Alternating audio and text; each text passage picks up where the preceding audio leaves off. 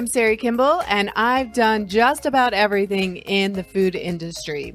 I have helped hundreds of packaged food business entrepreneurs, and now I want to help you make your delicious dream a reality. Whether you want to be successful at farmers markets, online, or wholesale onto store shelves, food business success is your secret ingredient. I will show you how to avoid an expensive hobby and instead run a profitable food business. Now let's jump in. Hey there, welcome back to the podcast. We are continuing on with productivity and sharing some new insights and some mindset pieces as well as tools and strategies. What I'm realizing after 4+ years of helping packaged food business entrepreneurs like yourself start and grow their business dreams is that I can give you all of the tools. I can give you all the strategies. I can give you all the how of how to do this, which I do inside Food Business Success. But until we actually create more time in your life to be able to do this work, it doesn't really matter. It's not going to work. And it's just dawning on me like, this is a huge aha that I've had to work through in my own business of how do I become more productive to be able to do more things. And then working with my one-on-one clients and with members inside the program, that I'm really seeing how important this is that we tackle this as a full process, and that this is almost that the step before the steps, right? Like I can give it to you, I can give everything to you, but you need to be able to have the mental and physical and emotional capacity and the bandwidth to be able to pursue this. I am so excited. I presented to my VIP group. I did a little workshop on productivity, but I realized I actually really need to include a full module inside Food Business Success all about productivity and breaking it up into 4 sections that you can like layer on and absorb and apply something and then come back and keep learning and then applying. So really excited. What I want to do is actually do a live boot camp, and it's only going to be for members inside Food Business Success. So no paid workshops, nothing like that. You have to be inside Food Business Success. So starting in mid-June, we are going to meet once a week, and I am going to do a little bit of teaching, and then we're going to do coaching.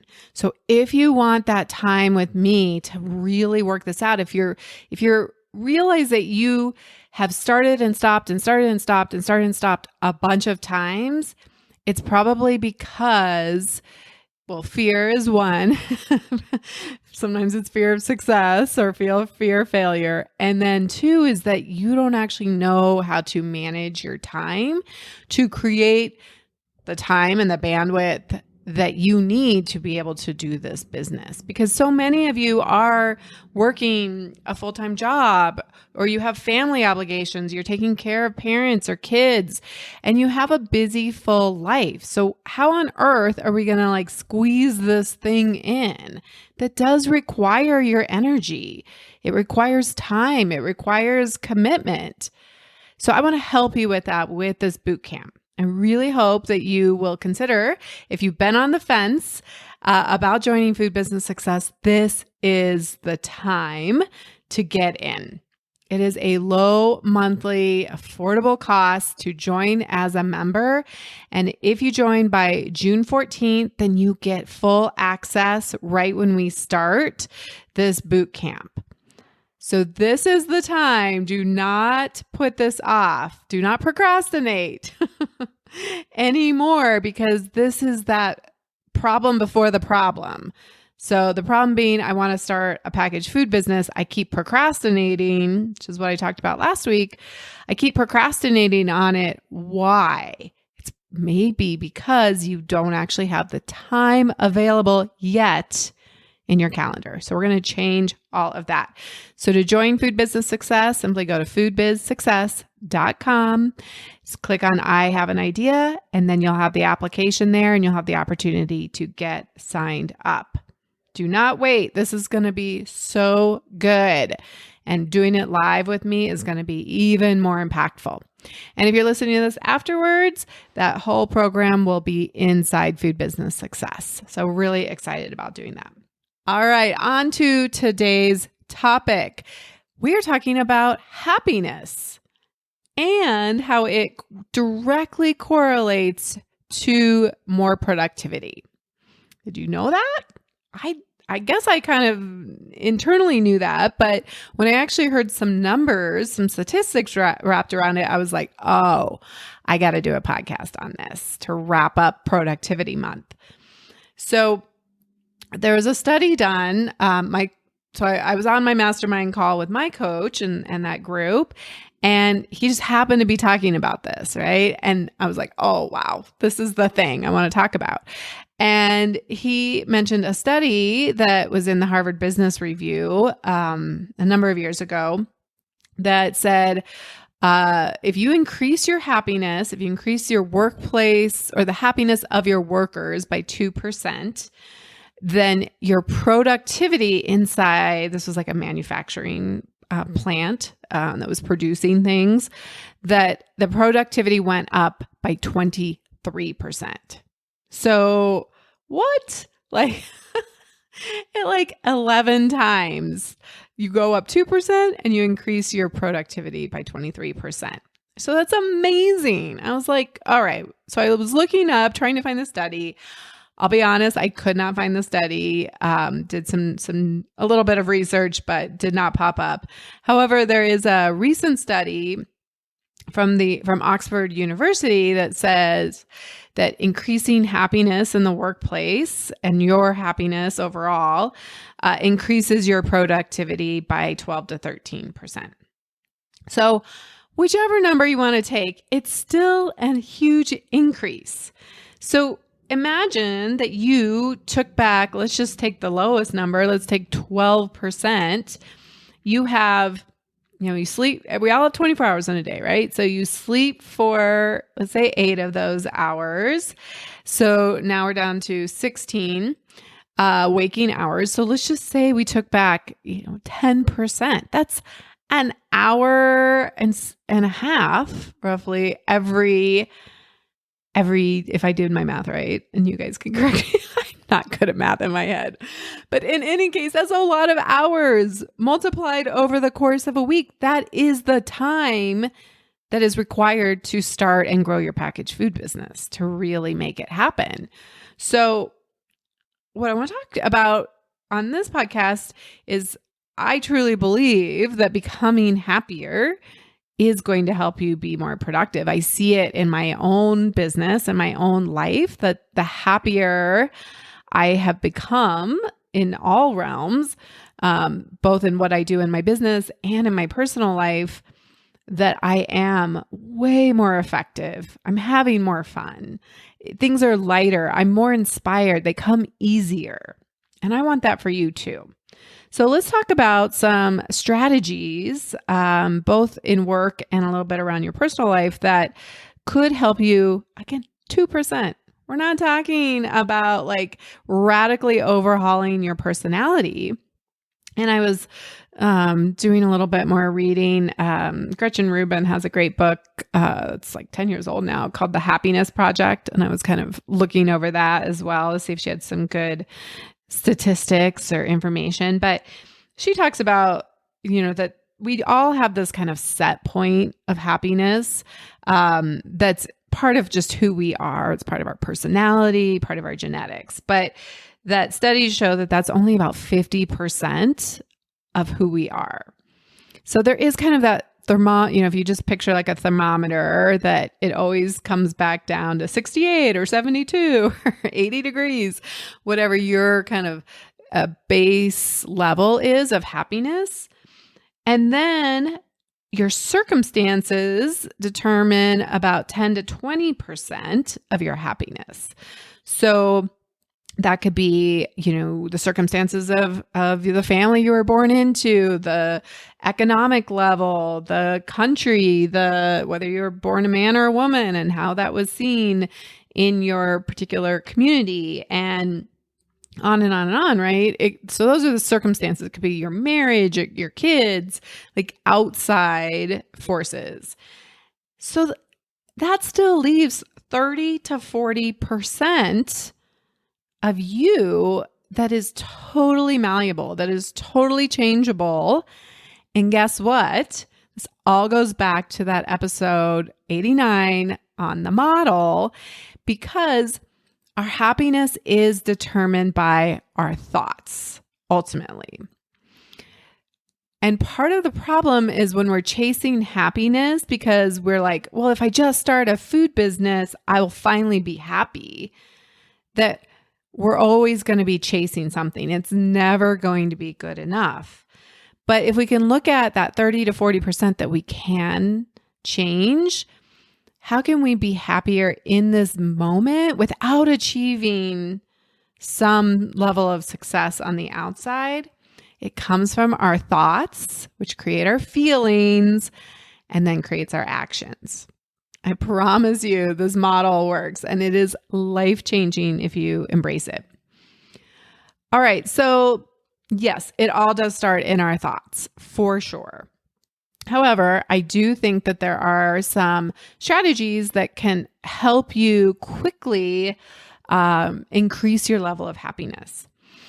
So one of the tools that I presented in the productivity workshop that I did for our VIP group is I brought out this concept, and it's based on Michael Hyatt's Freedom Compass. But I showed a quadrant, right, a vertical and a horizontal line, and on the vertical line it said passionate, and not passionate, and then on the horizontal line it says proficient and not proficient, so meaning good at or not good at. And then there's these 4 quadrants, right? And when we are doing things that we are really good at and we're passionate about, he calls that our desire zone. And that is where we want to be spending the majority of our time. That is where we feel energized and things are flowing and we're in our zone of genius. I love that term. Gay Hendricks brought that term to our consciousness, called zone of genius. So that is where you really want to be working, and it doesn't come overnight, but where you want to be working on spending more and more of your time. And then the opposite of that is your drudgery zone. This is where you are not passionate and you are not good at these things. And then there's 2 other quadrants, but you have to come to the boot camp to get all of it. So what I want to offer is take a look at your life and say, what are those things that are in my drudgery zone? The things that I resist and I procrastinate and I spend so much mental energy avoiding and just thinking about how to not do it and how I can do it faster and just, resenting it. And it just takes so much energy. This is where we could actually free up some happiness, become happier, and also be then freeing up time for us to spend in our business and be doing things more in our desire zone. My coach in his mastermind call, he talked about this happiness project that he was doing where he mentally took everything in his life, put it all out on the lawn. So imagine your house is your life, right? Or you have a house and your life is all in there. And you're going to move everything out mentally. You're going to write it all down. And then you're going to decide what you actually want to put back. What makes you happy? Now, again, happiness comes from your thoughts. So these are thoughts that you think about those things, right? Because we can't say that, let's just take your car as an example. We cannot say that your car makes you happy because that same car can make somebody really unhappy, somebody else. or vice versa, right? Somebody who doesn't have a car and you're like, I hate my car. It makes me really unhappy. You could give them your car and they would be thrilled, right? So it is still coming from your thoughts, but nevertheless, it's easier to work on things that we truly, we can easily identify that make us happy. So I did this exercise this weekend and it was super interesting what came up. I put things like, everything on the lawn, the podcast, YouTube, my food business success, the whole program, the whole group, pieces of it, my one-on-one coaching. I put personal things like my furniture and my car and where I live and like both the physical condo that I live in, but also the location. Does living in Denver, do I feel happy about that? My relationships, I listed all of my relationships that I could think of. It was super interesting. And then I just kind of sat with it a little bit and said, kind of over that day, said to myself, like, what do I want to put back in? And I circled a couple of things that were actually a little surprising to me, of things that I was like, yeah, this is, I need to rework this. And sometimes you don't have to throw everything out, right? Let's just say, I want you to look at everything. Look at your relationship with your husband or wife, your partner, if you have one. Like, does that make you happy? Well, there may be parts of it that don't. And so how do you want to change it? And does your business make you happy? Does going after this, do you have thoughts of happiness about it? If it's drudgery the whole time, then maybe this isn't the right thing for you. But be willing to look at everything. And so we can quickly identify, I think, through the kind of this drudgery zone exercise and then putting it all out on the lawn. What are the things, what's the low-hanging fruit that you could outsource, that you could get off your plate, or that you could decide you're just not going to do anymore and that it's not a problem?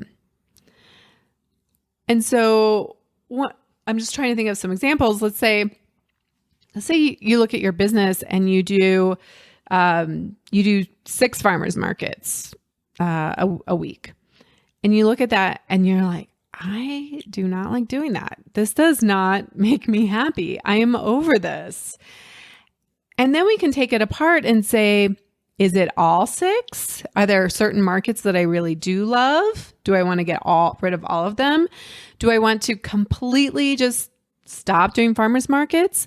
Or maybe I want to hire somebody. I've been working with a number of my clients this year who are transitioning from doing all the farmers markets themselves to hiring people. And so we've been creating foundations and processes and standard operating procedures and documentation and all that stuff to get them set up. And it's been going really well. But there probably will come a time, if you do a lot of farmers markets, that you're like, this is no longer making me happy. And think about when you first started, you were like, oh my gosh, it's amazing, right? So it's okay. Like, my coach even suggested doing this exercise like once a quarter, so 4 times a year, to just look at what are the things that are like just not helping you have a happy life, that you spend a lot of mental energy. If you hate doing your QuickBooks, or if you hate doing that preschool drop-off, get rid of it. Find other people who can help you. Or you can change your thoughts about it, but sometimes it is easier to just get rid of it. I was having this conversation with a friend after our mastermind call. She's on it too. And we were talking and I was like, what are you doing? She's like, I'm picking up dog poop. And I was like, oh, and she's like, I hate doing this. And I was like, oh my gosh, girl, you have got to get rid of that. That needs to come out of your to-dos. Hire that out. And I was laughing with her that there's a joke. There's a couple of things I say this about, but if my ex-husband was willing to consider hiring somebody to clean up the dog poop once a week, right, that maybe we would still be married.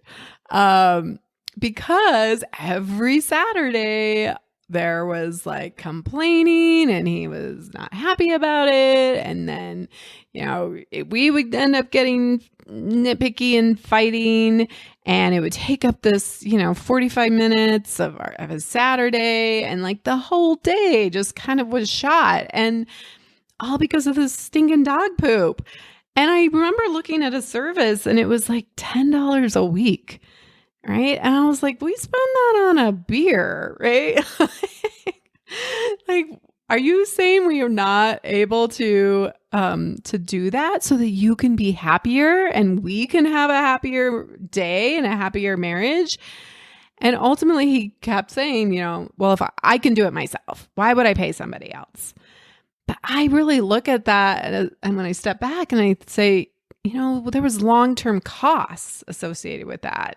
So I am all for, if you hate housework, can you outsource that? Can you make a little bit of a sacrifice? I know it's not always in the budget, but what I'd love for you to do is identify one thing that you just really don't like doing. Maybe it's that, like I said, that preschool drop off. Can you ask your friends like, hey, I just really don't like doing that, but here's what I do like doing. How about I do more of that and you guys do the carpooling, right? There are other ways around it besides money, but money is one of the quickest ways to solve problems. I use TaskRabbit all the time. I had shelves that I wanted built and hung, and it just was like, I do not want to do this. This is going to take up a whole Saturday. I'm going to be unhappy, complaining. It's not going to go well. I'll probably physically injure myself, and then I'll be upset about that. And so I just hired somebody, and it was like $40, and they just put it up and it was done. Right. But they're like good at it and I'm not. So I would much rather pay somebody else to do something that they can do so much faster that is in their zone of genius. And once you start doing this once, so just start with something small. Maybe it's like, you don't like doing the dishwasher, and now you look at your kids and you're like, hey, you guys, time for you to step up and start unloading the dishwasher, right? I don't care what it is. Just get something off your plate and you'll notice that your energy shifts. And it's going to free up mental energy as well as that kind of energy of feeling happier and lighter. And then you're going to have that time and that bandwidth available to put towards something that you do love. And I always look at it like, what is your time worth an hour? And I do that where I go, you know what? I can pay somebody a certain amount of money to go run my errands or do other things for me, clean my house. And I can make so much more money an hour, and I pay them to do what they're good at and what they enjoy. And I get to do what I enjoy, or I get to just take time to self-care, right? And not just be hustle, hustle, hustle the whole day. So I just want you to think about something in your judgery zone, or do this exercise where you put it all out on the lawn and then look and say, what is not making me happy and how can I change one thing about that? Start small. And I think that there's a tendency to not trust ourselves that if we do this, that we are going to be lazy. I work with a lot of high achievers, probably because I am one too, and I attract those people. But I think that there's a feeling of like, well, if I can just do it myself, for one, right? Like, well, if I can just do it myself, I'll just do it, which is the opposite of an entrepreneurship mindset. We have to get rid of that because you are never going to be able to grow your business big enough to actually have it be profitable if you're always doing everything. Just because you can doesn't mean you should. And then we think, well, if I actually like outsource that thing, then I'm just going to sit on the couch and watch Netflix and eat ice cream because now I don't have as much to do. And that is just not the case. Again, if we can increase our happiness by 2%, think about how much more productive and effective we can be, and we're enjoying the work so much more. So I promise you that will not happen. You might have like a quick dip where you're like, ooh, I can relax. Somebody's cleaning my house. But then you're actually going to fill that with more meaningful activities that actually provide you with a lot more reward and satisfaction and happiness. And it's like becomes a perpetuating cycle, right? It keeps layering on, and I've seen it in my life, and it's just exploded, and it's amazing. So I want to encourage you guys to you have my permission to look at one thing and try to outsource it. Okay, so the other thing is, how can we create more happiness in our daily existence? Again, instead of putting it all on when I achieve that big thing down the road a year from now, when my business is making $5,000, $50,000, $500,000. It doesn't matter. And I promise you, you're going to never be satisfied. Like the number is always going to keep changing, right? The goalpost keeps changing. That it's not about the achievement of that big goal. In fact, if you want to quickly give up and become very unhappy, make it all about the goal. And that you'll only be happy when you achieve that thing. Think about if you've ever tried to lose weight or something like that, right? Where you're like, I'm only going to be happy when I lose those 10 pounds. And then you do some terrible starvation diet or something like that, and you hate it, and then you end up giving up, and you're worse off than if you had never done it in the first place.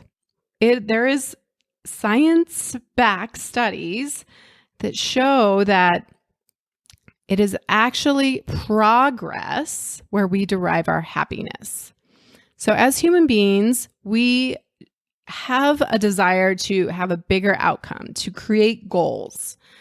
And if you've ever had a time in your life where like you had no goals and you just kind of stagnated, it actually can lead towards depression. There's a metaphor in coaching of like a banana is always, it's never like one color forever, right? It's always ripening or it's dying. And so if we try to just stagnate, like we're just dying inside, right? And so there's never just one moment where you're just going to be like, I got it all. I'm super happy. And like, this is how it's going to be forever. It's fine to take some moments of celebration, but as human beings, we are most happy when we are working on a big goal, when we are contributing, when we are learning, when we are growing. But we want to have a big goal, but we want to be measuring that progress daily or very frequently. Happiness comes from progress, not achieving the big goal. And you guys are terrible at celebrating your progress. I know this because we have our group calls and I ask about celebrating wins, or I know something about what you've done and I'll kind of give you a shout out, and you deflect and you say, yeah, but I'm not there yet. And it's not, that was fine, that one post on social media, but I still have so many more to do. Right? Like you're not giving yourself credit about the progress, which is leading towards unhappiness.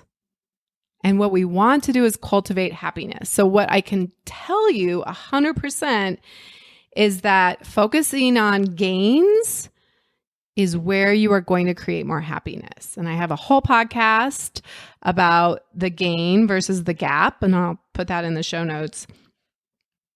But creating a practice of measuring your gains at least weekly, ideally daily, especially when you're just starting out, especially when you're trying to build this muscle, because our brains are wired to look at the negative. They're wired to look at where we are screwing up and failing and not good enough. And we have to purposefully train our brains to look for the good, to look and see where we have made progress, where we are successful, celebrate those wins. That's why every Wednesday in our Facebook groups, there is a post that says, celebrate your wins. Tell us, let us celebrate with you. You can always find something to celebrate, I promise. Even when it seems like everything's going wrong, there is still something. Even if it's just that I'm still in it, I'm not giving up. So the other way you can do that is through gratitude, right? Having a gratitude practice. And a lot of my clients do like a gratitude practice in the morning or in the evening. But again, like how can you stop and sort of be in this moment in the daytime when you're in your full consciousness and you're not just like hustle, hustle, hustle, always about some future goal that is elusive. That even when you reach that goal, you'll get there and be like, oh, well, I mean, yay, I'm happy, but then there's still so much more to do, right? It's never going to be done. You're never going to get it all done, I promise. The other practice I love for cultivating daily happiness is around kind of sensory pleasure. And so having practices that, I mean, these take almost no extra time, right? When I pour myself that first cup of tea or first cup of coffee, I stop for a minute and I sip it and take it all in and I close my eyes and I just delight in the pleasure of that. I delight in the ability that I am able to go and buy this delicious coffee or this delicious tea. Shout out to Leafberry and her amazing purple tea, right? Like it's beautiful to look at and it tastes amazing. So just giving thanks and being in this moment and like tapping into my pleasures, my sensual pleasures, right? The sound of the coffee brewing or, you know, the taste of it and the heat and as many senses as you can get in there. So if you can make this a practice. And, you know, you guys are in food and beverage. This should not be hard for you. It's just about stopping in the moment and creating more of these little moments throughout your day where you're just stopping, you're recognizing, you're giving thanks, and then you're just moving along. And sometimes it's like, it's my practice. You guys know about like getting out of bed and putting my feet on the floor and feeling the carpet and just raising my arms up and saying, yes, I'm alive, right? So that feeling of the carpet, or I have like a fuzzy sweater that I love and like feeling that on my skin. So creating more of these kind of sensual practices will really help to elevate. I mean, if you do that alone, you got 2% more happiness. I promise. Okay, the last thing I want to just throw in here is a couple of things that will make you more unhappy. And if you do these things, you will be less happy. Or if you stop doing these things, you will be more happy. And the main one, the one that is actually called the thief of joy, is comparison.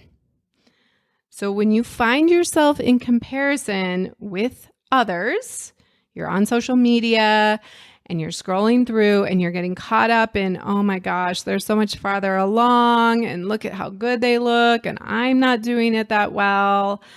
All of those things, right? You are going to immediately start feeling less happy. Or when you compare you to you, where you think you should be. Comparison is the thief of joy. We just have to make it a priority that we are going to focus on our happiness no matter what. So if social media makes you feel that way, then I want to recommend that you take a little break or that you set a timer and you really only focus on inspiration, right? I go on social media and I see what other people are doing. And every now and again, I'll have like, ooh, they're doing such a good job. And I think, I'm not doing that great of a job. Or I wish I had done that. Or that's so good. But generally, and when I catch that, I'm like, nope, we're not doing that. I don't allow myself to go there. I start filling my head with like all the things I am doing. But when I go on social media, I set a timer so that I limit my time. And I really focus intentionally on inspiration and celebrating what other people are doing. I would highly recommend that for social media in particular. And when you catch yourself saying shoulds, I should be farther along, I should have this figured out, I should be doing this and not that. I have a dear friend who says, F the shoulds. And her husband, they would play a game where every time they caught each other saying should, that they would stop and say, is that true? You know, we should go to our parents' house. Well, is that true? Should we? Let's look at that and say, do we want to do that? Or are we just too afraid to have that uncomfortable conversation? And let's just examine it all and let's become aware of when we throw in all the shoulds. Because when you should on yourself, you're going to feel terrible. So stop shoulding on yourself. All right. So that's really what I wanted to talk about today was how to be more happy. How to increase your happiness by 2% so that you can be so much more effective and create the time that is necessary to do the work to start or grow your packaged food business. I want to invite you once again to come to the boot camp starting in June. You need to join Food Business Success by June 14th to get that invite. It's going to be a really awesome time. I am not going to do this again. This will be the only time. So if you've been on the fence, if you've been thinking about joining, now is the time. It's a monthly membership. You can cancel anytime you want. And there's a 3-month money back guarantee. So you really have zero risk. What are you waiting for? I would love to meet you inside. All right.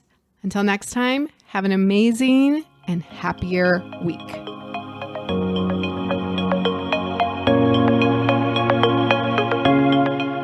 Are you ready to start that delicious idea that you make in your home kitchen or grow your existing packaged food business and take it to the next level? The most successful food business entrepreneurs have support, guidance, focus, and accountability to help them make it happen quickly without wasting time or money. Plus, I think starting your packaged food business should actually be fun. Food business success is your secret ingredient to creating your food business dream. Please don't go this alone. Check out the private free Food Business Success Facebook group to connect with other foodpreneurs, get your questions answered quickly, share your wins, and receive special training and tools I only share inside the private community. Just search for Food Business Success on Facebook or get the link in the show notes. Curious about how Food Business Success can help you? Head over to foodbizsuccess.com and fill out the application to see if you're a great fit for the program. Together, let's make your food business dream a reality.